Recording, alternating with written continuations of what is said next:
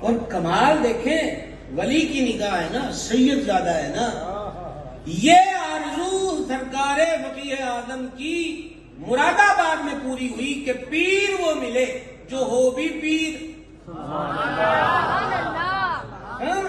نسبت بھی پکی ہو، سلسلے سے بھی جڑ جاؤں، اور میری جو شوق و اشتیاق ہے کہ میں اللہ اور اس کے رسول کا دین پڑھاؤں، وہ مجھے اس سے ہٹ کر کوئی اور کام نہ بتائے، یہ مراد آباد میں پوری ہوئی۔ سعد الفاضل کے دامن کرم سے لگے تو سعد الفاضل نے مرید کرنے کے بعد فرمایا، پڑھنا پڑھانا ہی آپ کا وظیفہ ہے۔